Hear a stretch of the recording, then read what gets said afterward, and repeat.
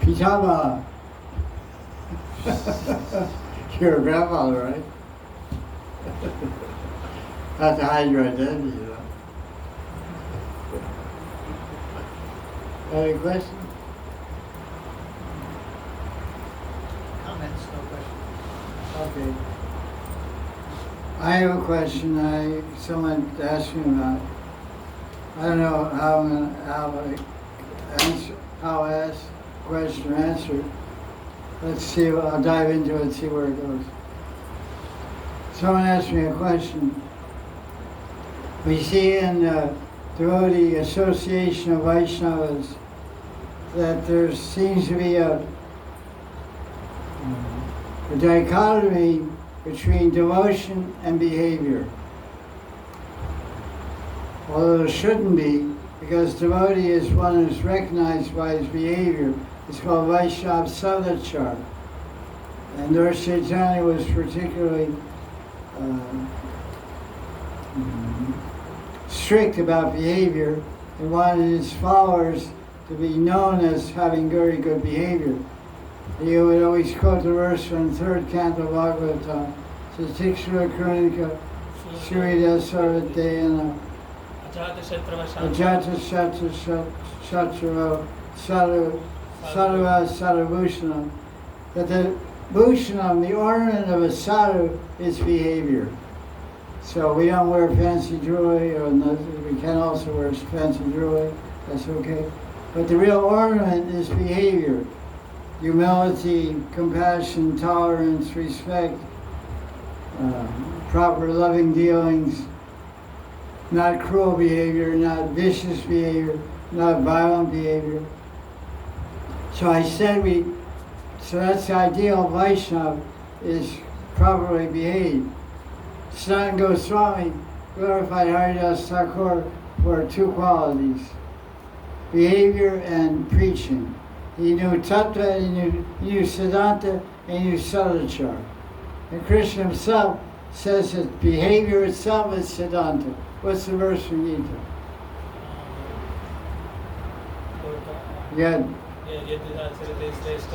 Yad yada charati shrestha tattalivetarajana sayat pramanam kurute logasana vartate. He said whatever shrestha, whatever achar shrestha does, shrestha means a good man, a good woman, whatever achar, whatever behavior they do, becomes praman, becomes evidence, becomes proof of truth, of absolute truth and absolute reality, of siddhanta. So behavior is also a form of siddhanta. In other words, my guru taught me this, he said like this, but he taught me this, he taught me that. That's also as behavior is something I learned from behavior by parampara. It's not in a book, but its behavior becomes praman. So that's the source of praman. So an ideal Gaudiya Vaishnava is ideal behavior. So the question is asked, someone said, we often see some people, we wonder, are they devotees? Because they chant, they have neck beads, they wear a tilak, they go to the temple, they have a devoted name, they have a guru, they're taking diksha. So officially and realistically they're considered Vaishnavas, but they beat their wife.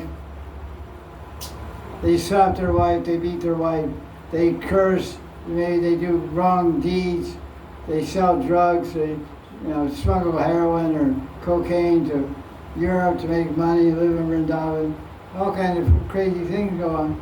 So how do we look at these devotees? How do we deal with these devotees? And we're supposed to be humble, so we shouldn't say anything. We should turn our cheek the other way, like Jesus and all that kind of stuff. So it becomes a little problematic. If you're the wife or you're the husband, you have a cruel or vicious husband or wife, Vaishnava, husband or wife, how do I behave? How do I respond? This question was asked to me. I said, the first law of nature is self-preservation. So you have to protect yourself at all costs. So one thing you have to understand, two things can coexist simultaneously. One can be a good, some kind of good Vaishnava and have terrible behavior also. They're like called Vaishnava and Tamagun. they're influenced by Tamagun or Rajagun. So ideally, Vaishnava should be sattvic in behavior and sattvic in thinking and action and speech, but it's not always seen that way. So we tolerate un-Vaishnava behavior to a certain point. So we have a rule in baseball, 3 strikes, you're out. So we tolerate once, tolerate twice, and then we take action. We make complaint, we can complain to some spiritual authority, like the person's guru or the person's some senior devotee friend of that person who is misbehaving or acting wrongly, or to the guru, or to the father or mother of that person if it's a young person, or ultimately to the police. Devotees are not beyond the law. Devotees also have to be civil. They're citizens, so they're controlled by the law. So devotees have to be realistic in every situation. Protect themselves, recognize the devotion, but correct the commotion. Don't tolerate the commotion. So, the way I don't believe in turning the other cheek. Well, to tolerate once or twice, but if this is a repeated misbehavior, misdealing, then it has to be dealt with. Devotees are very active persons. Just like Hanuman is very humble, very tolerant. He's a Param Vaishnava. But when the need be, then he acts like fire to protect Ram and devotees. So how do we deal, some god sister is a devotee doing bhajan, but she's also doing nonsense. So we can speak against the nonsense. We can complain about the nonsense to her guru, to her seniors, or to herself directly. You don't have to be quiet. In devotees, one of the key points of devotional society is communication. Rupa Goswami writes a whole book about communication called Upadeshamrita. It's all about behavior. It says the devotees speak. What is it? Prichati, what is it? Guyamakhyati Prichati. Prichati means asking questions and speaking. So Rupa Goswami says, doesn't say keep quiet. He says you speak, you communicate. You say this is right, this is wrong. I don't tolerate this, I don't accept this. This is unacceptable. You should stop this. Because communication often saves lives. Communication is a proof of compassion. Keeping quiet is not compassionate.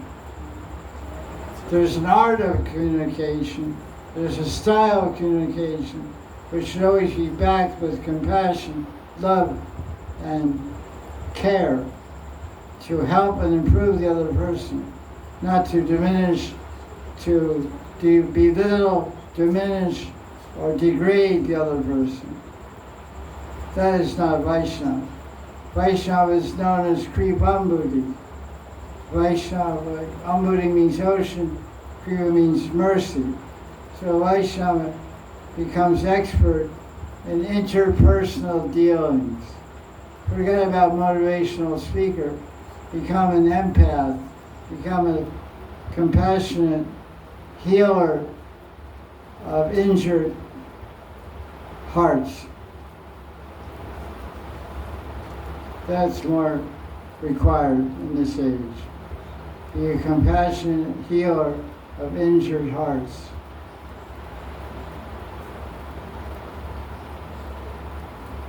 Because basically everyone's pushed by their ego to act crazy. Anyone who's acting crazy is gone mad with their ego. So you should feel sorry for them. This person is my god sister, my god brother. They're gone crazy. They're actually crazy. So okay, I give them a label, they're crazy. Now what? I let them go crazy and destroy themselves? You can do that because you're busy with your own life. Or you can try it pitch in, give some direction, extend the hand, extend your hand, extend your heart. Try to steer them straight, help them. But if they refuse help and are too adamant, too crazy, wrapped up in their ego, then just Om Tat Sat. Om Tat Sat. Thanks a lot. Good night. Doesn't hurt to try. Some people have to, so they say some people learn by hearing, some people learn by experience, some people never learn. So that's what I have to say about that question. I don't know if I got the question, I don't know if I answered it, but that's what I put together.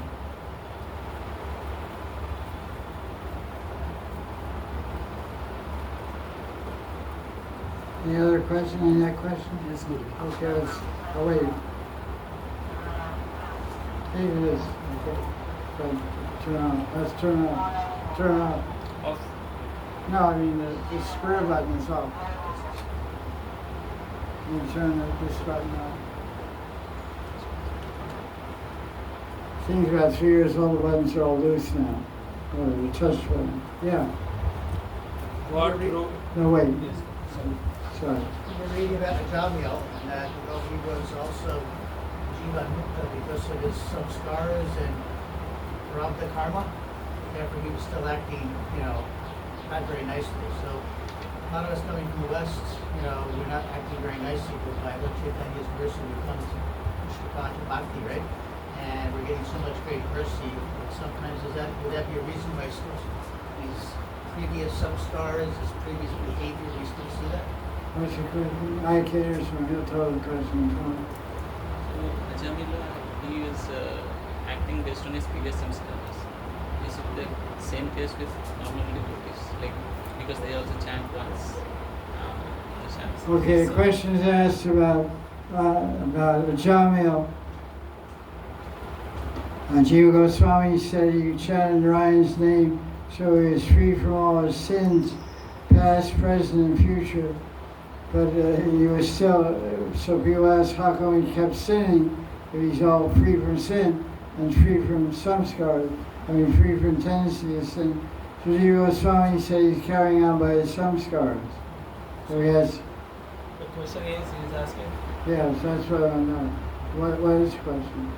This question is like, he said he came from a Western birth and all on. So, by Chaitanya Mahaprabhu's mercies, he got bhakti and all, but still sometimes not doing things which are things which are everywhere. It doesn't matter where you are. Yeah. So how to is because of the same thing like Ajamila is doing like that. What's the question? Ajamila also did sins after chanting Narayana.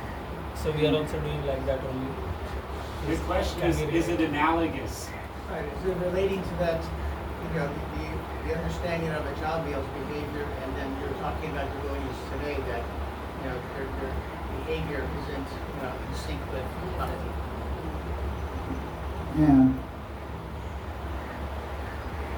Well, there's many commentaries in the Bhagavatam, like 10th chapter, 10th canto, chapter 88, verse number 8, about Rikasura, Shiva touched the head and gave a benediction, cracking heads.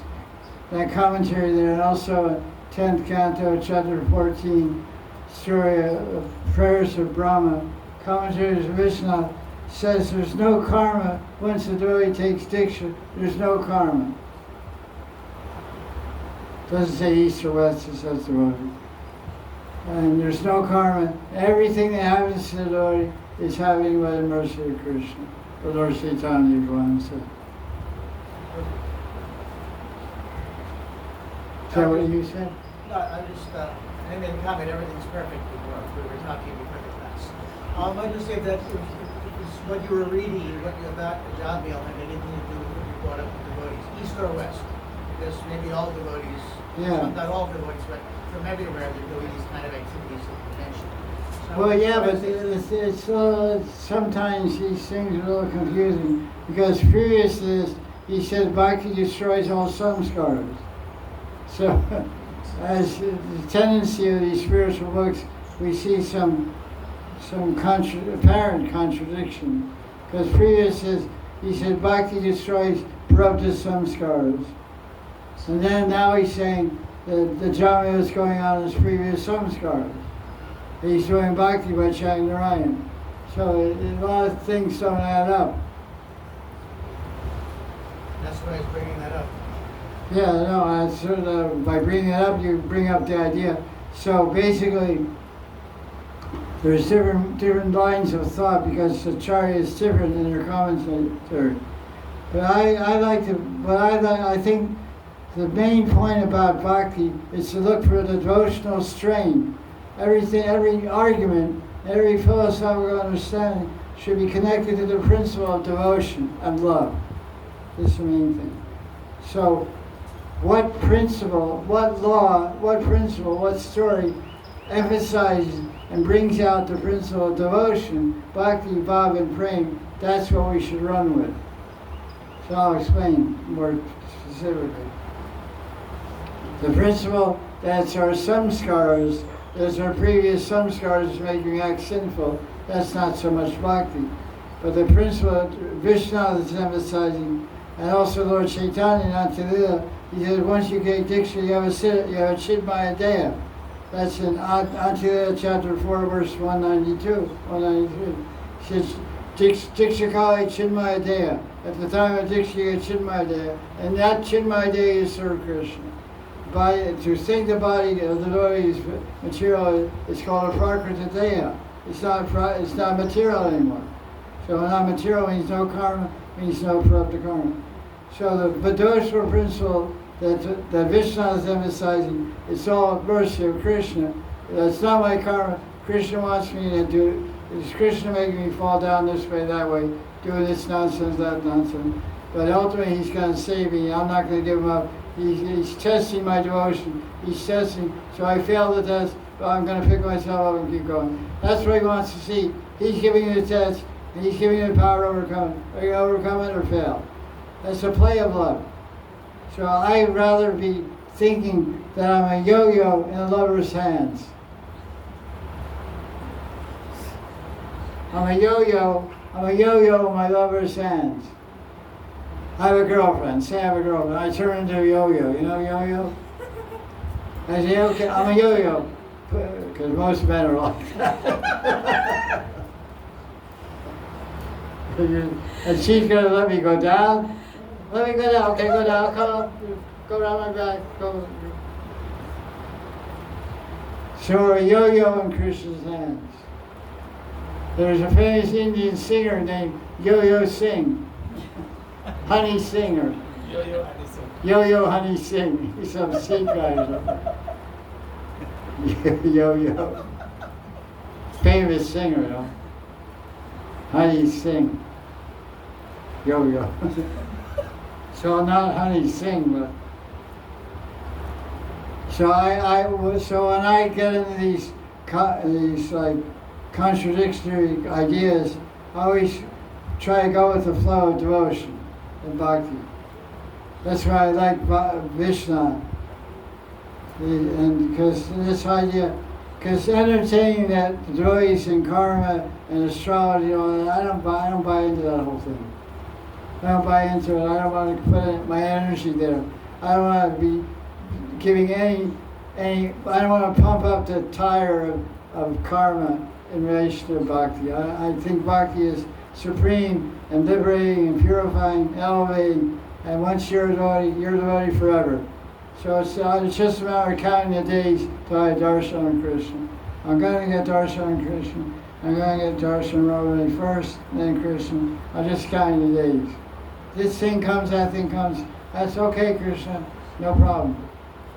You're not gonna, you know. It's like this in Krishna Karamita. Vilamangal Thakur was blind, and Krishna would come and play with him. He touch his hand, and then touch his hand, and then embrace him, sit on his lap, and then jump off his lap, run behind him, touch his back. They were playing, they reached back, try to get him. And so one time, Krishna jumped on his lap and ran away and touched his hand, and Bilbanga was sitting and reaching out, trying to grab him. He said, okay, you can get away from my hands, but you can never get out of my heart. You know, because he bound him in his heart and captured him in love, pure love, prema. So Krishna, a true devotee, he doesn't put any energy into karma. It's my karma, it's my bad karma. It's my 10th house is, 10th house got Rahu in it and this and that. Yeah, my house has got Giraj in it. I have Giraj in my house. I don't have Rahu. I don't have Ketu. You have Ketu in your house? You have Rahu in your house? I got Yugala in my house. Yeah, okay, there you go. So, all this, we're too busy doing devotion to have any time for astrology. There's so much to do in Radha Kunda, my goodness. It's too much. They have all the stuff before they come, and then when they're here, and then when they leave. It's a madhouse. I ain't got time for nothing else. Okay, thank you. Nice comment. Entrees are too busy. That's right. What's that?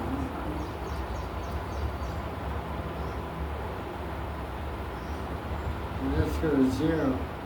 She had to hit the square thing to go to 0. Oh, wait. Okay, I got it. Question on that. Yes, sir.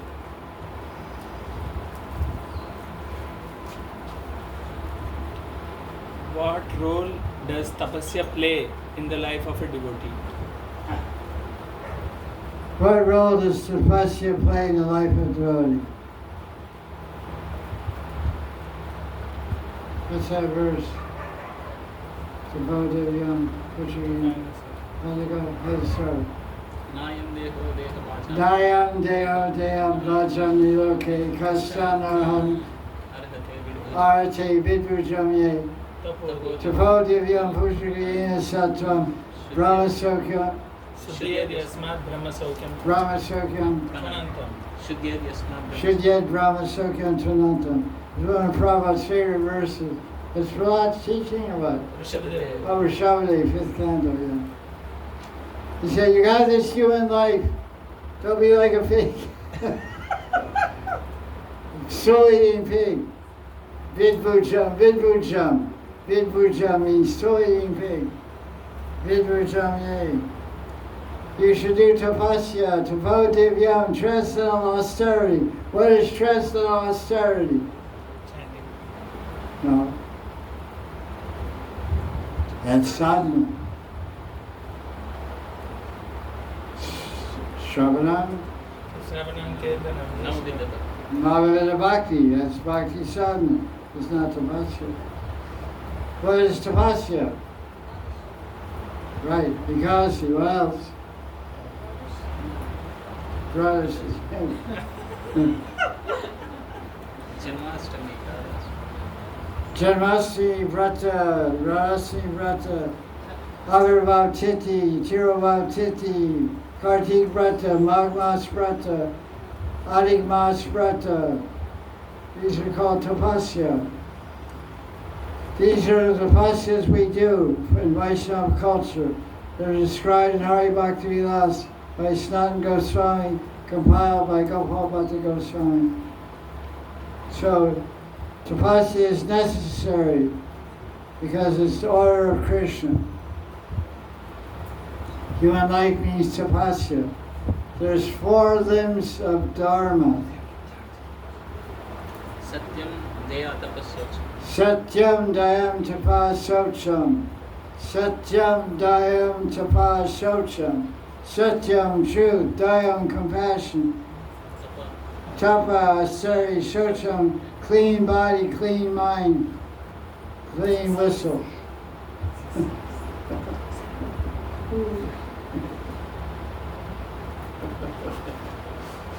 Clean as a whistle, I think. So tapasya is necessary, but not too much, not too little. What's that verse in 6th chapter of Gita? You doesn't eat too much, eat too little. Yuktahara viharasya yuktasya The yukta is true. Swapnavodasya yogo bhavati duktaha. Yeah, thank you. So, don't be fat. Good night. Happy tapasya. Okay. Bharati Siddhanta Saraswati said, I don't like fat disciples.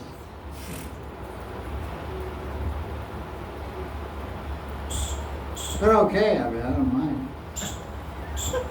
Personally, I don't have anything against them. Actually, I like fat people. When I used to sell books in the airport, fat people mean guaranteed donation. Yeah, but fat people are very generous. You ever sold books? Oh yeah.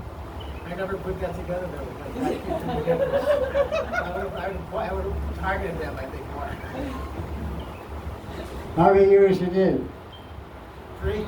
That's quite a lot. I did 6. Not much more, but. No, I did airports all the time. So, San Francisco, LA, Denver, Seattle, Miami, all these countries, Las Vegas.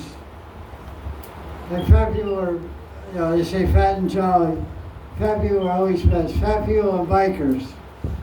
Like Hells Angels coming into LA with chains and all that stuff. Goodness kind of guy. They always give $100. They're very scary looking, long hair and beards. Leather jackets, leather pants, chain. But they're very nice people, actually. They didn't want any books. I just joke around with them. Because toys are afraid, Just show, hey, Jack, what's going on? I show, we're raising donations for the kids. He said, what kids? What kids? I said, your kids, my kids, all the kids. He said, I haven't got no kids. Oh, guess don't worry about it. You'll get one someday. He started laughing. Okay, get $100 then. Everyone gave $100 every time. It's all drug money, They're loaded.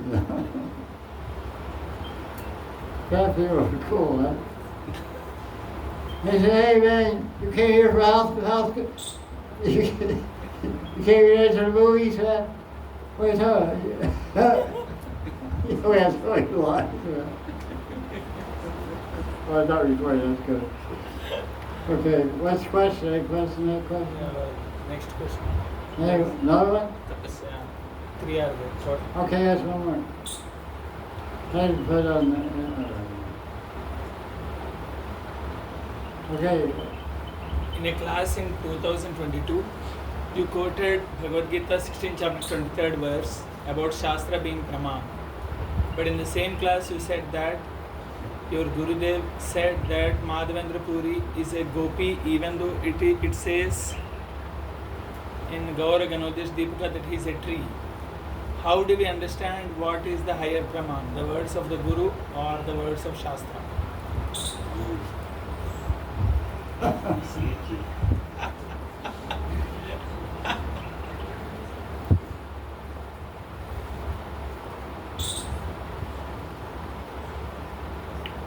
Okay, the question is asked, if I understand, I'm sure I clearly understand.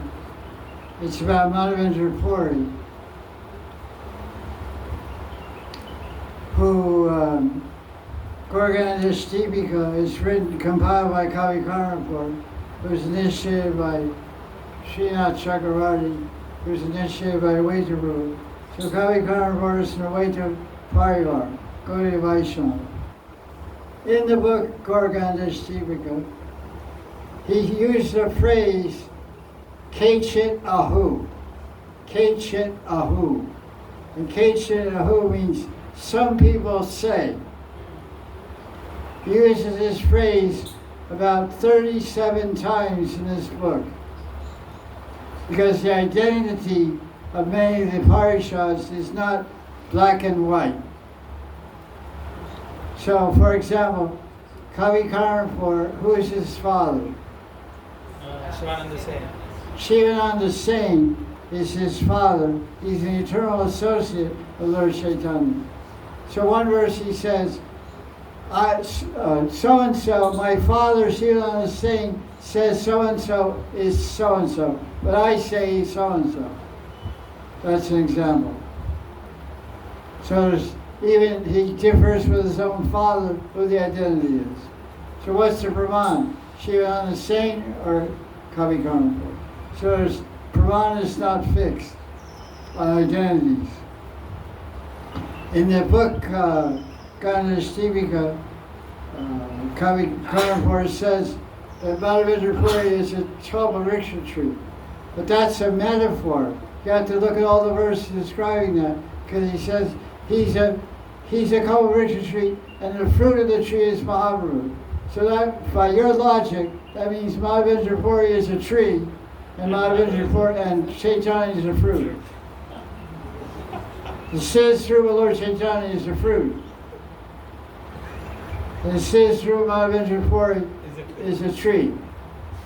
My dear friend, this is not the intention of Kavi Karnapur. It's a metaphor. So, what is the identity? You know the identity of a person by what he says, what he speaks, what he writes. So what is Lord Chaitanya? How does Lord Chaitanya describe the identity of Madhavendra Puri? Who do you believe? Who's the greater authority about the identity of Madhavendra Puri? Lord Chaitanya Mahaprabhu or Kavi Karnapur? Chaitanya. Chaitanya Mahaprabhu. So in Madhya chapter 5, the glories of Madhavendra Puri are spoken directly in Ramuna in front of Kirchar Govinath by Karanga Mahaprabhu to a group of devotees going to Yatra to Puri. There he quoted the famous verse 2 times in the chapter 15 of Madhya, or chapter 5. Chapter 5 Madhya.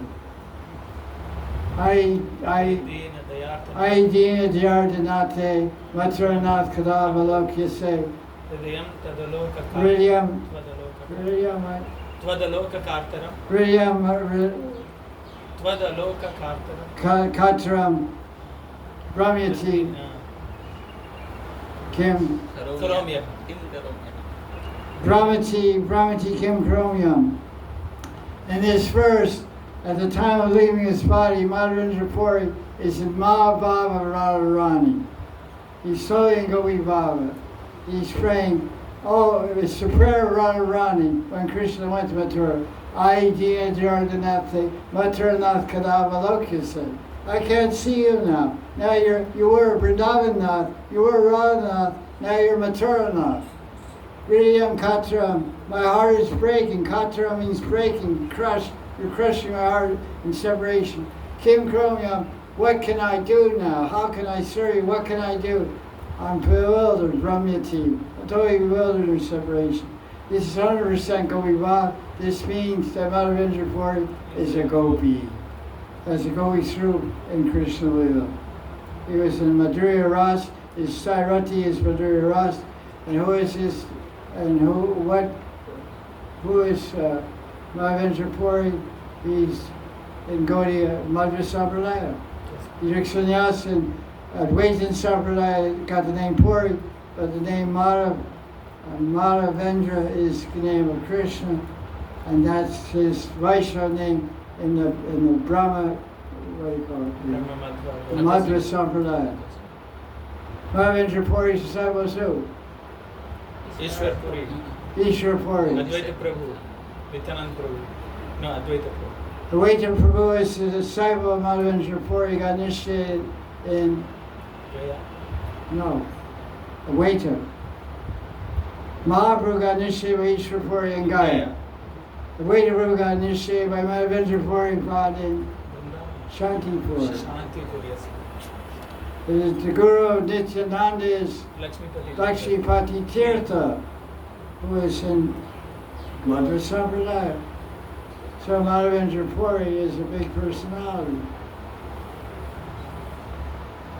So what's the question? What's the question? I don't know. The question is, the words of Shastra are important or the words of Guru? Words of Guru are important, the words of Shastra are important. But the ultimate authority is Shastra. But to understand Shastra, you need Guru. Just like the whole understanding of Gorga and the Shivika, you just got turned upside down by the explanation of Guru. Read the book. I read the book very minutely and very clearly, because it was very important to me at one time in my life. I read it, took notes, and discussed it with my Guru. So I know everything about that book very clearly. Keshadahu, 37 times. It says that Raghunath Das Goswami is Rati Manjari. But everybody in Gaudiya Sampradaya calls him Tulsi Manjari, including Krishnadas Kaviraj. Rati Manjari is, it also says that Gopal Bhatta is Guru Manjari. That's also the Guru Kishore Swami. So there could be also similar names also.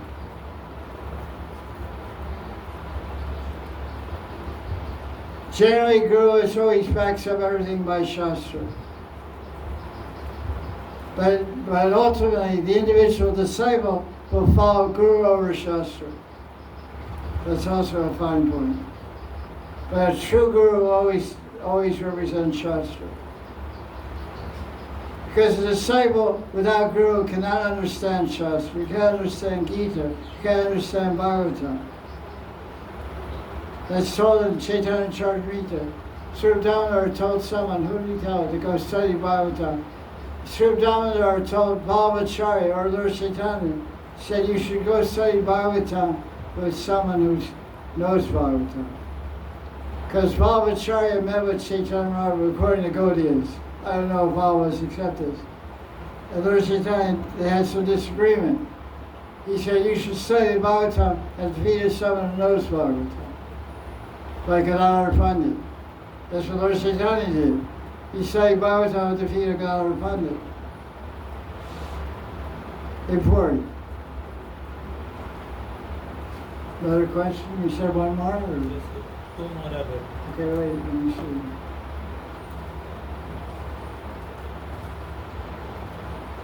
Okay, let's go. But in relation to this discussion only, this devotee is asking question that how Gopal mantra came down from Madhavendra Puri to Advaita Prabhu if Madhavendra Puri was initiated in Madhva Sampradaya. This is the question that remains to be answered. The question is,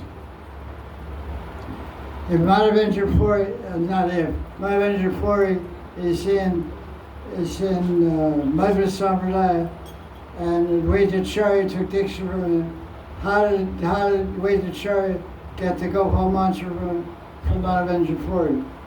Because in the Madhva Sampradaya, they have no Diksha mantra. Madhva Sampradaya, only people that are Brahmins take Diksha there. And they already have Diksha before they come to Madhva Sampradaya, because they will initiate Brahmins.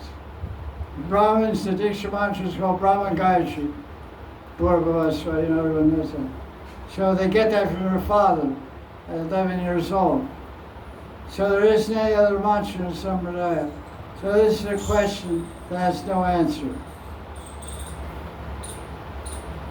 The Gopal mantra is described in Gopal Tavati Upanishad and also in Chaitanya Charitamrita.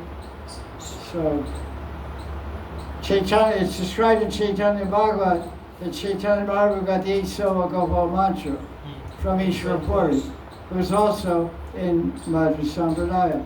So we can ask the question, where did Lord Chaitanya get the Gopal mantra? No, we know that, but where did Ishvara Puri get it from? Madhavendra Puri. Madhavendra Puri. So next time you meet Ishvara Puri, or Chaitanya, or Madhavendra Puri, ask him. You also ask Nitai also. Yeah, Lakshmipati Tirtha. Because he got from Lakshmipati Tirtha. So we go to spiritual last Balaram.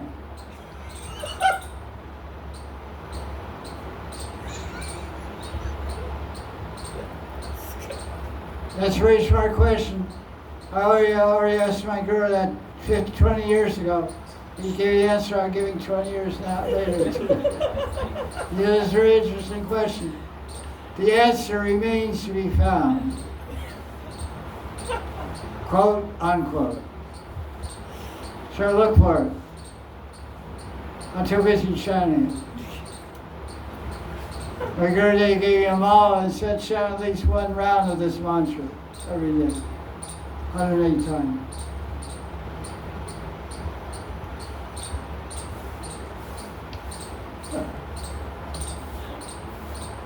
Why is the sky blue, Daddy?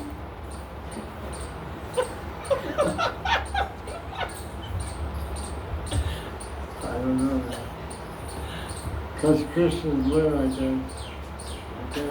Well, yes. Srimad Bhagavatam, 11th canto, chapter 2, verse 37 says, fear results from being absorbed in duality. Please elaborate on that. What's the verse? Sanskrit. Bhayam dvitiya vivineshtasya. Oh, okay, that one. Fear results from being absorbed in duality. So what's the question? Please elaborate on that.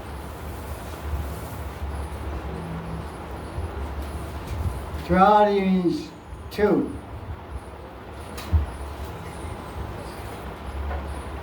So yes. The question is asked based on Bhagavatam verse 11th canto. Fear results from being absorbed in duality. What does that mean? Is that the question or what? Please elaborate how fear. Duality means I am separate from my body. That's duality.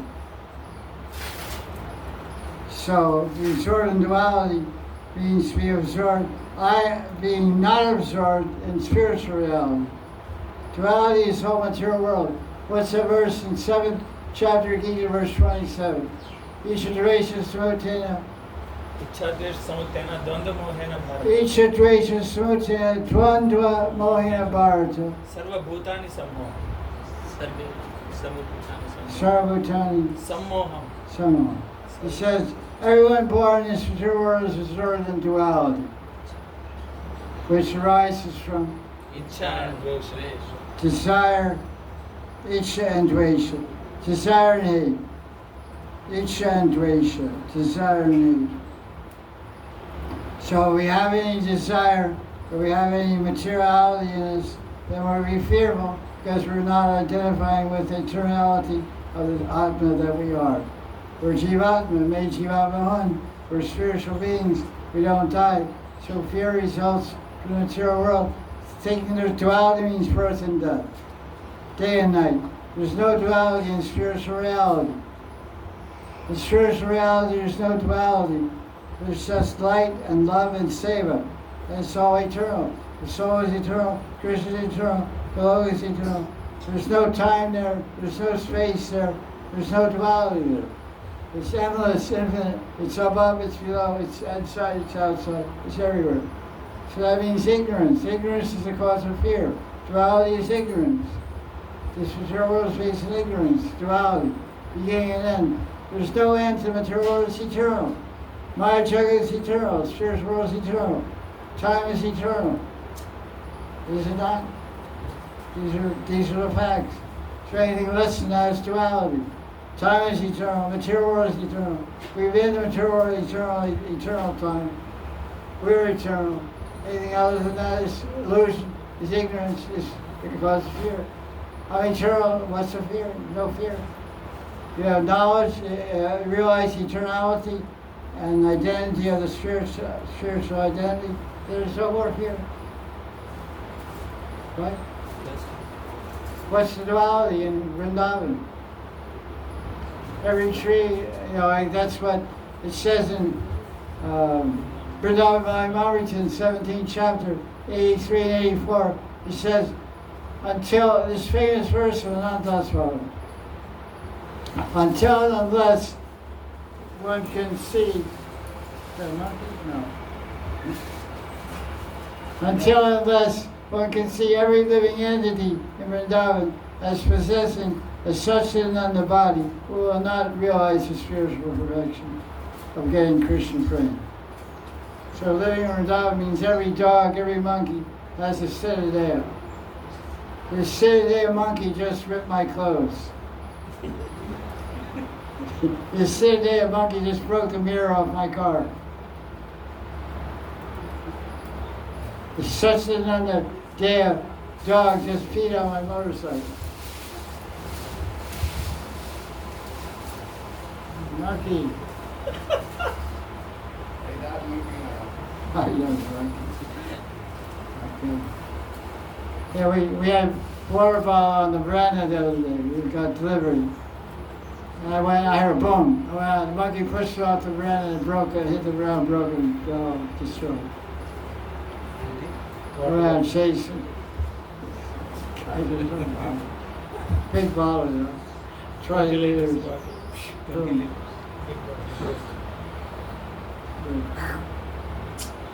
Keys. Thank you, monkey. Big question. Hey, Warford? I'm checking Guru. No Guru Dada. Okay, no more questions. Paul, you have any questions? No, I had a comment on tapasya. Okay, let's hear it. Through my direct experience, tapasya creates focus. Well, that's what I'm saying. Whereas some addendum to tapasya question, what's the value of tapasya? It increases mental concentration and meditative focus. That's a fact because it's really, like they say, I just saw a study on the internet. If you fast for 24 hours, don't take, you can drink water, but don't take anything of the water. Your body makes like some kind of rejuvenation cells, makes like 3,000 times more cells during that fasting period. Rejuvenation cells. Longevity. Fasting really boosts the body.